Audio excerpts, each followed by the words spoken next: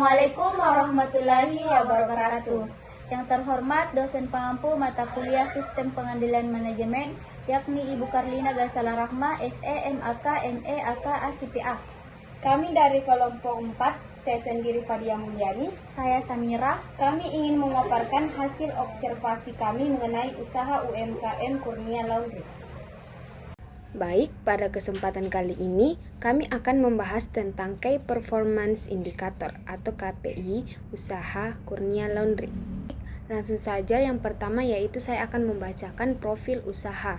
Nama usahanya yaitu Kurnia Laundry, nama pendirinya itu Kurnia, kemudian skala usahanya itu usaha kecil, bidang usahanya bidang jasa, tahun berdirinya pada tahun 2023, alamatnya itu di Jalan Sermani nomor 9, dan nomor teleponnya sudah ada tertera pada slide. Kemudian saya akan membacakan visi dan misi dari usaha Kurnia Laundry. Yang pertama yaitu visinya, yaitu menciptakan pencucian linen rapi wangi untuk warga setempat, dan misinya yaitu pencucian dengan mesin teknologi terkini dan mengedepankan kualitas hasil cucian. Baik, sekarang kita akan masuk di perspektif dalam BSC. Yang pertama yaitu ada finance, proses, learning and growth, and customer. Yang pertama itu kita masuk di perspektif keuangan.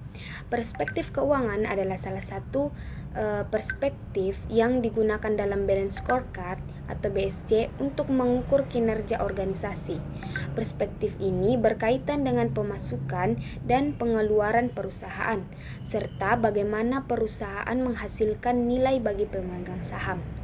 Perspektif finansial menggambarkan keberhasilan finansial yang dicapai oleh organisasi atas aktiva yang dilakukan dalam 3 perspektif lainnya. Perspektif pelanggan menggambarkan pelanggan dan segmen pasar di mana organisasi berkompetisi. Ini adalah data keuangan Kurnia Laundry. Pada tahun 2023, laba usaha yang didapatkan sebesar 16.320.000. Kemudian pada tahun 2024 meningkat menjadi 19.560.000, dan pada tahun 2025 itu laba usahanya sebesar 12.446.000. Kita bisa melihat bagaimana dia bisa mendapatkan laba usahanya mulai dari ada pendapatannya seperti pendapatan didapat dari penjualan, HPP, dan adapun biaya-biayanya yaitu biaya tenaga kerja, biaya umum, dan biaya lain-lain. Kita masuk di Key Performance Indikatornya. Yang pertama ada tujuan strategisnya.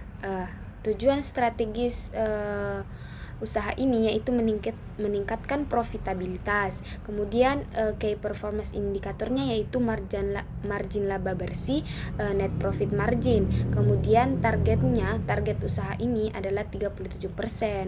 Ini menunjukkan bahwa usaha ini ingin menargetkan margin laba bersihnya sebesar 37% dari total pendapatannya.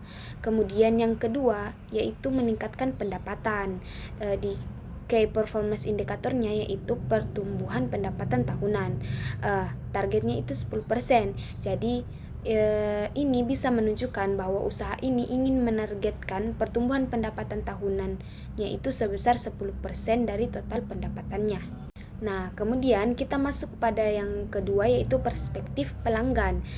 Perspektif pelanggan adalah pendekatan yang melihat perusahaan dari sudut pandang pelanggan. Perspektif ini digunakan untuk menilai sejauh mana perusahaan memenuhi kebutuhan pelanggan. Perspektif pelanggan merupakan salah satu perspektif dalam balance scorecard atau BSC. Perspektif ini bertujuan untuk meningkatkan kepuasan pelanggan dan mempertahankan pangsa pasar.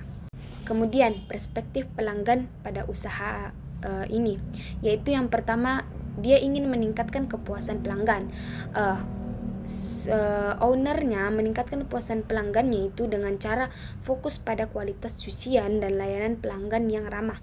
Kemudian ia ingin menjaga loyalitas pelanggan dengan cara membangun hubungan yang baik dan positif, memberikan pelayanan yang luar biasa, komunikasi yang efektif dan personalisasi.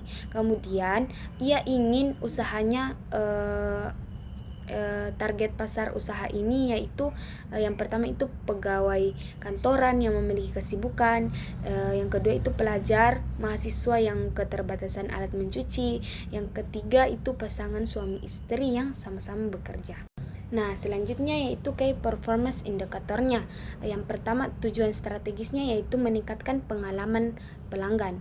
Ini menunjukkan bahwa usaha ini berfokus pada membuat pengalaman pelanggan menjadi lebih baik yang dapat mencakup berbagai aspek seperti layanan, kualitas produk, dan kemudahan.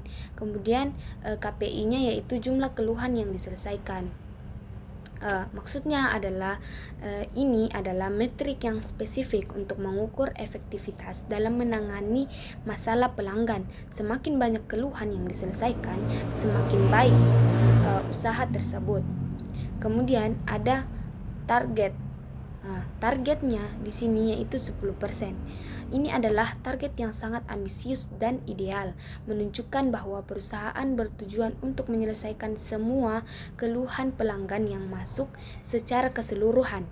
Baik, saya akan melanjutkan materi dari Saudari Fadia, yaitu perspektif internal, proses usaha, di mana owner memastikan layanannya tetap konsisten dengan cara fokus pada kualitas cucian dan layanan pelanggan yang ramah. Nah, di sini ada beberapa cara owner untuk menangani keluhan dari pelanggan, yaitu mendengarkan keluhan customer, ucapkan maaf atas kendala yang dialami, menjawab dengan cara sopan santun, dan memberikan solusi bahwa masalah bisa diselesaikan, serta mengucapkan terima kasih dengan ramah. Nah, selanjutnya itu Key Performance Indicator. Tujuan strateginya itu yang pertama mempercepat proses layanan. Indikatornya rata-rata waktu penyelesaian layanan. Target 8 jam sampai 2 hari. Artinya, ingin memastikan bahwa layanan kepada pelanggan bisa diselesaikan dengan cepat. Idealnya dalam waktu 8 jam atau maksimal 2 hari. Ini menunjukkan fokus pada efisiensi dan kepuasan pelanggan. Yang kedua itu, tujuan strategisnya adalah meningkatkan kualitas produk. Yang dimana indikatornya tingkat cacat produk, targetnya 1%, artinya ingin menekankan jumlah produk cacat seminimal mungkin. Selanjutnya perspektif learning and grow, yang dimana owner memastikan layanan tetap konsisten dengan cara fokus pada kualitas cucian dan layanan pelanggan yang ramah. Nah, di sini ada beberapa cara owner untuk menangani keluhan dari pelanggan, yaitu mendengarkan keluhan customer, ucapkan maaf atas kendala yang dialami, dan menjawab dengan sopan santun dan memberikan solusi bahwa masalah bisa diselesaikan, serta mengucapkan terima kasih dengan ramah. Selanjutnya, Key Performance Indicator. Tujuan strategisnya itu yang pertama meningkatkan kompetensi karyawan. Indikator jam pelatihan per karyawan per tahun, targetnya 18 jam. Perusahaan menargetkan bahwa setiap karyawan harus mengikuti pelatihan minimal selama 8 jam dalam setahun. Ini menunjukkan komitmen perusahaan untuk meningkatkan pengetahuan, keterampilan, dan kemampuan karyawan. Selanjutnya itu tujuan strategi yang kedua, meningkatkan keterlibatan karyawan. Indikatornya indeks keterlibatan karyawan, targetnya 75%.